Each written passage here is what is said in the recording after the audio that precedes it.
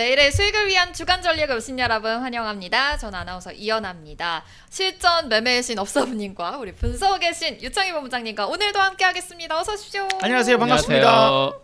오늘은 5월 23일 금요일 장 마감하자마자 또 찾아왔습니다. 이번 주 한 주를 좀 정리해보고 다음 주에 전략을 세워보는 시간이죠. 5월달 벌써 이제 끝났어요. 네? 진짜 네? 마지막 마지막 주 한 주 남았잖아요. 제가 지금 남았는데? 머리가 네. 좀 복잡하네요. 뭐 내일 모레 선거해? 갑자기? 아 그럼 아직 한 주가 남아 있군요. 한 주를 날려버리셨어. 아유 6월달에 목이 급해. 막판으로 달려가고 있습니다. 그러다 보니까 이제 6월이 다가오니까 마지막 한 주를 더 정리를 잘하고 좀 우리의 전략을 잘 세워봐야 될 것 같은 그런 시기가 왔는데요. 오늘 흐름도 중요하겠죠. 일단 뉴욕 증시에서 지금 미국에서는 감세 법안이 하원에서 통과가 됐습니다. 진짜 아슬아슬하게 한 표 차이로 통과가 표 차이로. 됐어요.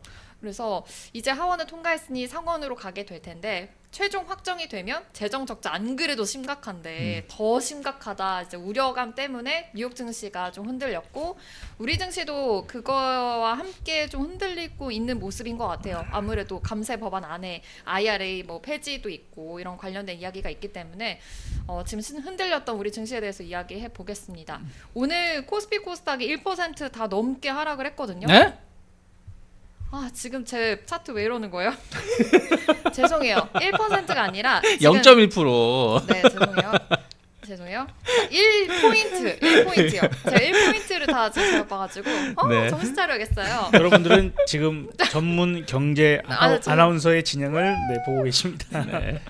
지금 코스피가 2,600포인트를 아직 못 돌아오고 있습니다. 네. 그래서 우리 시장 오늘 이렇게 좀 지지부진했던 게 뉴욕 증시에 영향이 있었겠죠? 어떻게 보고 계실까요? 뭐 오늘 하락도 아니죠 사실은. 뭐 오늘이 뉴욕 증시의 모습하고 비슷해요. 어저께 밤에 그러니까 그저께도 마찬가지예요. 그저께도 뉴욕 증시가 잘 버티다가 훅 떨어졌거든요. 네. 초반에. 네. 잘 버티다 훅 떨어진 다음에 횡보했어요. 그러니까 그 뭐냐 목요일에 미국 기준으로 12시 11시 그때까지 잘 버티다가 훅 떨어지면서 1.4% 하락 마감한 거거든요. 근데 우리나라 증시도 어저께 보면 10시 정도까지 잘 버텼어요. 네. 그러다가 훅 떨어지고 마감한 거예요. 횡보하다가. 오늘 같은 경우도 마찬가지예요. 어저께 저녁에 미국 증시 보면 상승했다가 횡보하다가 막판에 한 30분 남겨놓고 그 상승을 다 반납하면서 마감한 것이지 하락 마감한 건 아니거든요. 근데 우리나라 증시도 아침에 잘 가다가 한 1시 정도 그 전후로 해가지고 슬슬슬슬 밀리면서 네. 마감한 거다. 그래서 상승폭을 반납한 것이지 뭐 아주 뭐 나쁘게 마감한 건 아니다. 오늘 외국인 선물 엄청 많이 매수가 들어왔었어요. 아침에 선물이. 오전 지금 종가상으로도 보면 4,800개야. 네. 순매수가 유지가 되면서 마감을 했고 프로그램도 소폭 매수를 보여줬어요. 코스피 보시면 600억. 그러니까 지금 차익은 800억 매도지만 비차익으로 1,500억 매수가 들어왔고 네. 그리고 코스닥도 600억. 죄송합니다. 코스닥은 250억 매도지만 이것도 조금 줄어들면서 마감한 거거든요. 그래서 전체적인 분위기는 나쁘진 않다. 하지만 또 우리가 사실 지난주에 신용도 강등 생각했나요? 아, 못했잖아요. 그런 것처럼 이번 주말에 또 같은 경우에 미국은 월요일 휴장이거든요. 네. 그러니까 그 사이에 뭐 있는 거 아니야? 거기다가 지금 전쟁 또 다시 지겨워 죽겠어 지금. 그 뭐냐 러시아 지금 뭐 우크라이나가 또 드론으로 뭐 공격했다고 그러고. 네. 또 뭐냐 그 지금 이스라엘이 지금 이란 공격하네 어쩌네 막 이런 얘기 나오잖아요. 근데 그런 것들이 항상 또 주말에 약간 이슈가 나왔었으니까 그런 것들이 짬뽕이 되면서 약간 상승하려고 했는데 그 두더지 게임 있잖아요. 에이 잠깐만요. 띠딕 아 그러니까요. 그런 상황이었다. 그 거기에다가 심지어 북한에서는 구축함이 세워져 있었는데 엎어졌습니다.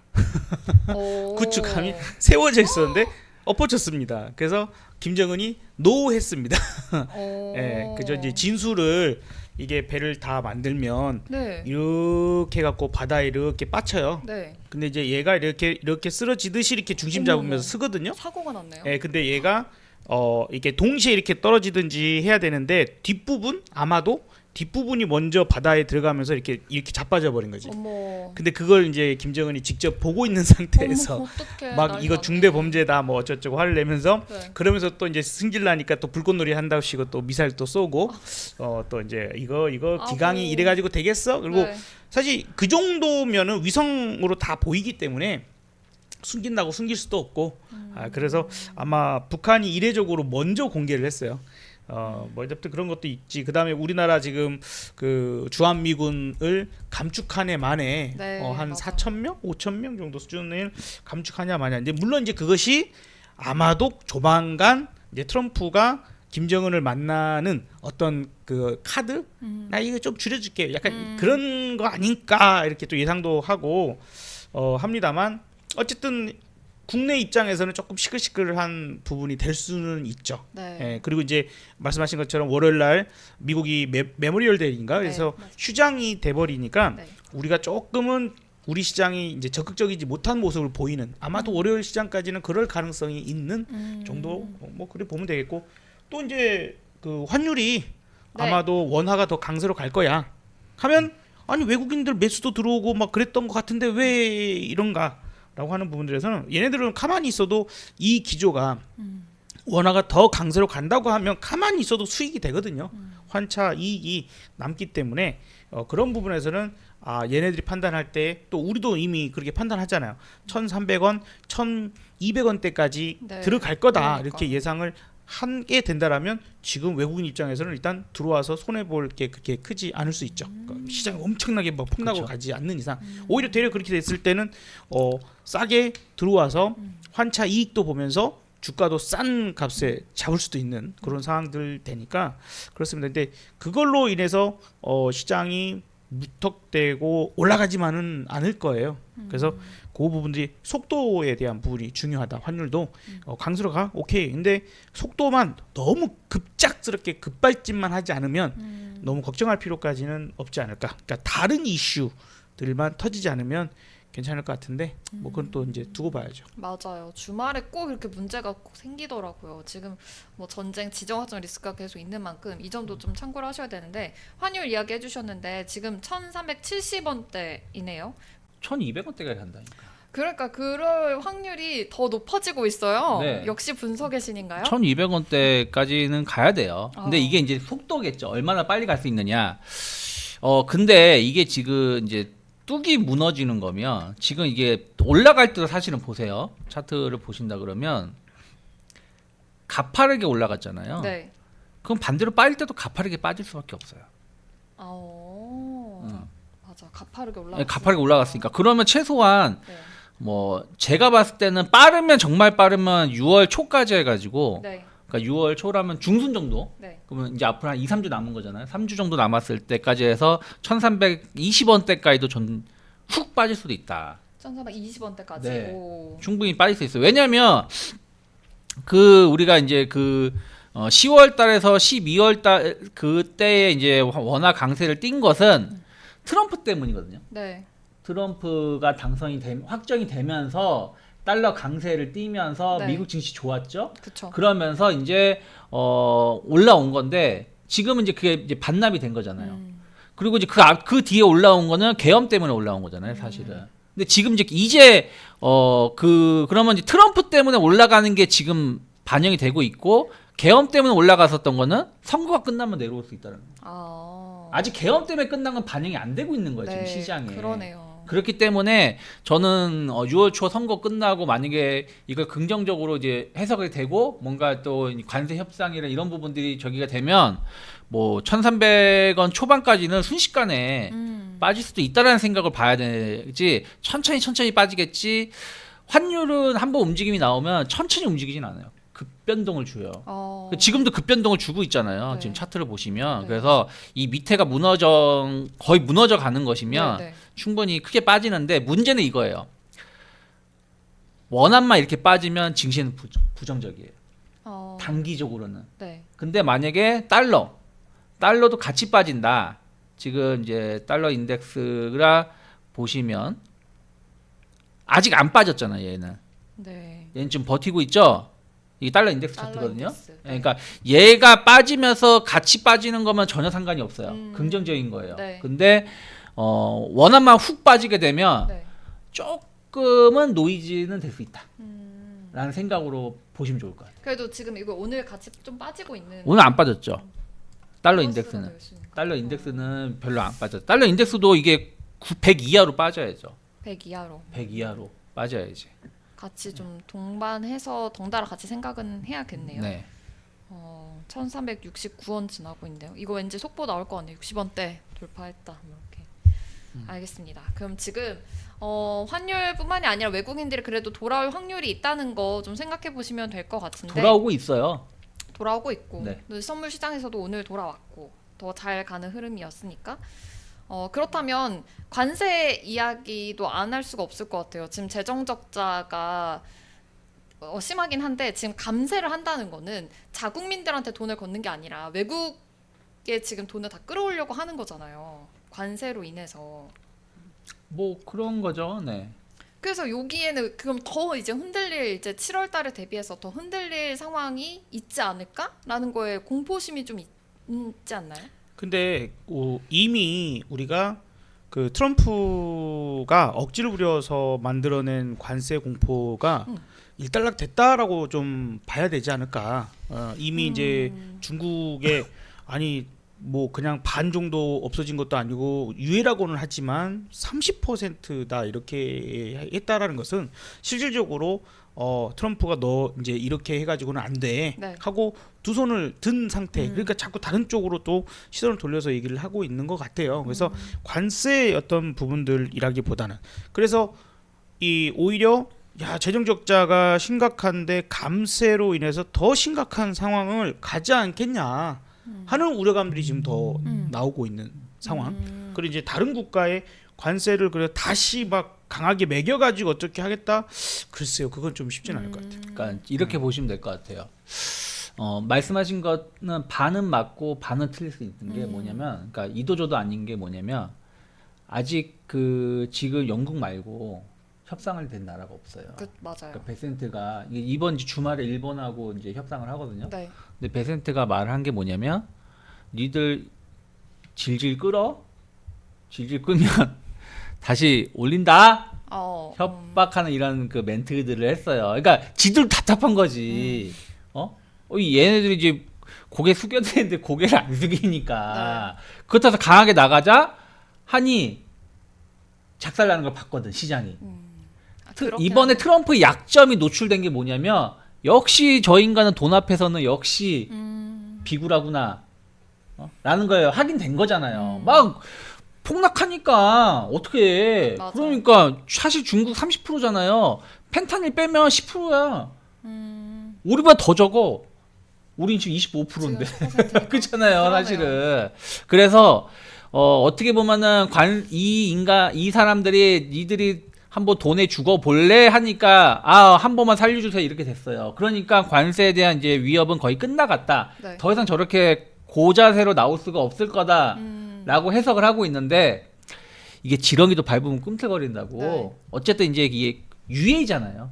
그러니까 아마 이제 한번 꿈틀거린다 그러면 이제 6월 말 7월 초쯤에 그게 곧 이제 임박할 때쯤에 한번 이제 이러쿵저러쿵 있을 수 있겠죠. 그쵸. 그리고 이제 또 다른 나라들이 베센트도 지금 일본이 됐든 뭐가 됐든 일단 큰 국가들하고 뭔가 협정에 맺어야 되는 거잖아요. 근데 이 협정이 안 나온다.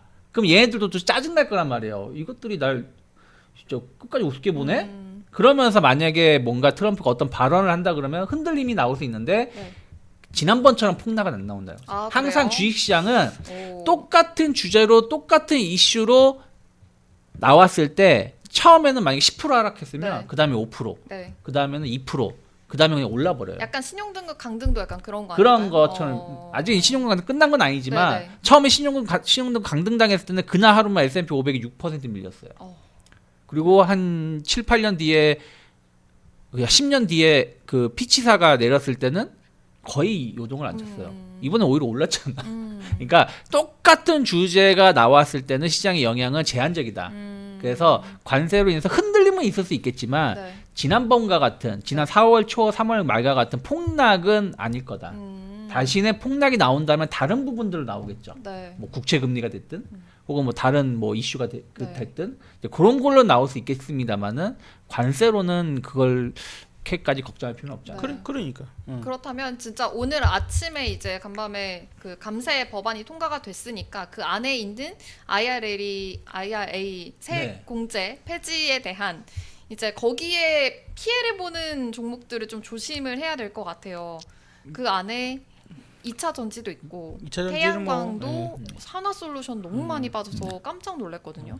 눈을 의심했어요. 이렇게까지 빠질 수 있다고? 눈을 의심해 뭐 그렇게까지 빠질 수도 있지 저- 뭐. 아니 그래요? 뭐 최근 또 많이 올랐고. 올랐으니까. 예. 아니 정책 테마주로 저는 진짜 6월달 더 랠리가 갈 줄 알았는데 이렇게 흔들려 아니, 버리면 그 부분은 이제 그렇게 좀 저는 이제 이렇게 생각을 해요.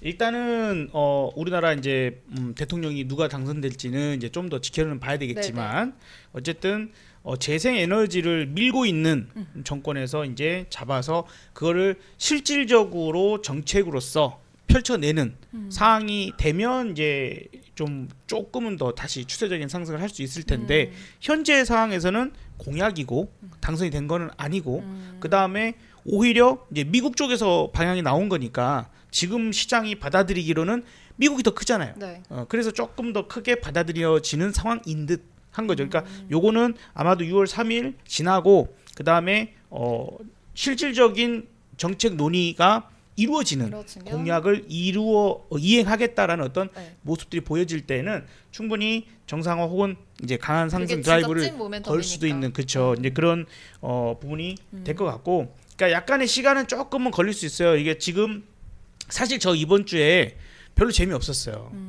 왜냐하면 대선주가 못 갔잖아요. 네. 제대로 가는 거 없이 맞아요. 재생에너지 쪽만 좀 올랐다가 또 내려갔다 약간 조금 그렇게 있었고 좀 우리가 기대할 만한 것들 뭐 AI가 됐건 아니면 뭐 지역화폐가 됐건 뭐 등등 기대를 했는데 요게 이제 점점 이제 다가가고 그 다음에 지지율 조사가 뭐 얼마나 정확한지는 모르겠지만 어쨌든 이재명 후보 쪽은 조금 내려가고 김문수 후보 쪽이나 이준석 쪽은 조금 올라가고 심지어는 어머나 얘네 둘이 단일화를 하면 이거 넘어가겠네 이런 얘기까지 나오고 있으니 그러니까 단순 산수 계단으로 그래서 어쨌든 시장이 약간 그런 쪽의 반응을 좀 보이는 그런 부분들이고 이제 다음 주가 이제 어떻게 보면 이제 사전 투표도 시작되고 네. 하잖아요. 그래서 막바지다. 여기에서 과연 어떻게 될까? 근데 이제 한 가지 말씀드리고 싶은 거는 물론 이제 아까 얘기하다가 이제 넘어왔지만 문재인 대통령 당선 시기에도 그때도 조기 대선이었잖아요. 네. 시간이 짧다 보니까 대선주들이 거기서 끝나지 않고 당선 이후까지 올라갔었어요. 그래서 선별을 좀 해야 돼요.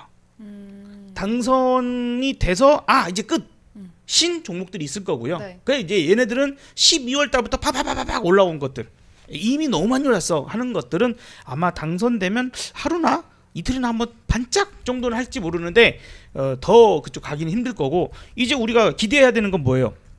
됐으면 그에 따른 공약을 지키는 정책 확실한 정책으로 가야 되거든요. 네. 그래서 그것들이 이행되는 모습들이 보여질 때 그것들이 더더더더 갈 수 있는 부분들이 네. 있을 거니까 지금 철저하게 이재명 후보든 김문수 후보든 그 정책에 연관되어 있는 것들로만 버틴다 하더라도 혹시나 내가 샀는데 물렸다 마이너스다 할 때 선별을 해야 됩니다.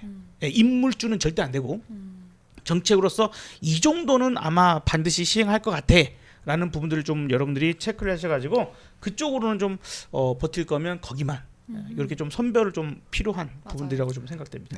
제가 소신 발언을 좀 할게요. 네. 계속 그런 얘기 해 왔는데 2차 전지는 사실은 안 샀으면 좋겠어. 그렇죠. 그러니까 2차 전지는 언제 바닥이에요? 리튬값 오른다고 하는데 바닥이로 최저점이라고 하는데 이제 바닥 아닌가요? 바닥 아니에요. 죄송하지만. 그러니까 2차 전지는 IRA가 해서 이번에 세액공제가 만약 통과가 안 됐다고 해도 그러니까 세액공제 폐지가 안 됐다고 해서 2차 전지가 오를까요? 저는 그럴 택도 없다고 보고 있거든요. 소신 발언 하는 거예요. 소신 발언 하는 겁니다. 네, 그렇기 네. 때문에 2차 전지는 진짜로 안 봤으면 좋겠어요. 대신에 뭐 아예 안 본다는 게 아니라 우리가 로봇이라든지 드론에 들어가는 차세대 배터리, 전고체 배터리라든지 뭐 이런 부분들은 우리가 길게 봤을 때는 봐야 되지만 뭐 전통적인 우리가 자동차에 들어가는 배터리 같은 것은 사실 좀 조심했으면 좋겠고 그리고 그게 쉽게 바닥에 안 나와요, 주식이라는 게. 그런데 이제 신재생 에너지 쪽은 좀 생각을 바꾸실 필요가 있어요. 사실 미국 때문에 올라간 게 없어요. 태양광 같은 거 한 달 전쯤에 미국에서 중국산 뭐 관세 매기니 어쩌니 하면서 네. 우리나라 기업들이 반사이익을 누릴 수 있다고 하면서 조금 올라간 적은 있었어요. 조금. 근데 그 이후에 중국 관세가 줄어들었잖아. 그렇잖아요. 그러니까 그것 때문에 올라온 게 아니라 사실은 말씀하신 그 정책 때문에 올라온 건데 정책에 대해서는 앞으로 에너지 정책은 계속 갈 수밖에 없는 거거든요.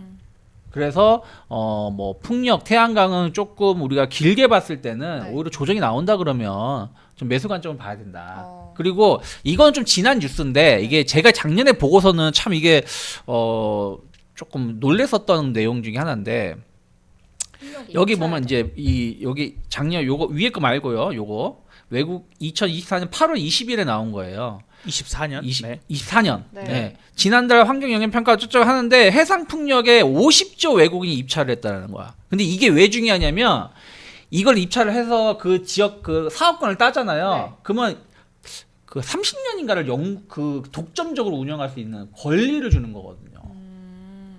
근데 이런 부분들을 이미 외국인들은 알고 그러니까 이때 뭐 대선 이런 얘기는 없었지만 네. 해상 풍력은 커질 수밖에 없다라는 부분들을 이미 준비를 하고 있었다라는 거죠. 외국계 자금들은. 그러면 이런 것들이 다음 정부에서 뭔가가 정책적인 지원하고 뭔가가 나온다. 그러면 충분히 커질 수 있다라고 보고 있거든요. 그러니까 뭐 이런 부분들을 본다라면 저는 풍력 쪽은 그때도 저는 신재생 에너지는 풍력 쪽을 좀 관심 있게 봤으면 좋겠다. 그러면서 또 풍력 타워도 중요하지만 전기 끌어와야 되니까 해저 케이블 이런 부분들 관련돼서 보자라고 말씀드렸기 때문에 에너지에 대해 정책에 대해서 2차 전지를 제외하고 나머지 부분에 대해서는 좀 조정이 나와도 뭐 지금 당장 급하게 사지 않는다라면 충분히 좋은 결과 볼 수 있는 기회는 많이 있지 않나 생각하고 있습니다. 요즘 저희가 계속 얘기하고 있는 이런 최선호 섹터가 바로 에너지, 신재생 에너지 중에 태양광 또 풍력 쪽을 계속 말씀드리고 있는 것 같아요. 그래서 이쪽으로 진짜 6월달 이후에는 더 모멘텀 받아서 실제 정책이 수행이 된다면 이제는 진짜 뭐 살 수 있는 자리가 아니라 더 점프할 가능성이 높기 때문에 이쪽은 계속 바라보시면 좋을 것 같다는 원전 생각이 보세요. 들어서. 사실은 원전. 뭐 BHI 이제 사고 싶어도 겁나서 못 사. 그니까요. 두산 에너빌리티 오늘 마찬가지잖아요. 신고가 그러면은 찍은 만큼. 이런 그린 에너지 쪽도 어느 순간 얘 언제 이렇게 올라와 있어 맞아. 하는 그럴 경우 것 많이 같아요. 있을 거예요. 좋습니다. 그러면 좀 세세하게 종목들 이미 좀 많이 짚어드리긴 했지만 다음 주에 더 볼만한 종목들이 있을 것 같아요. 그런 거는 2부에서 알려드릴까요? 네. 네, 좋습니다. 2부로 넘어와 주세요.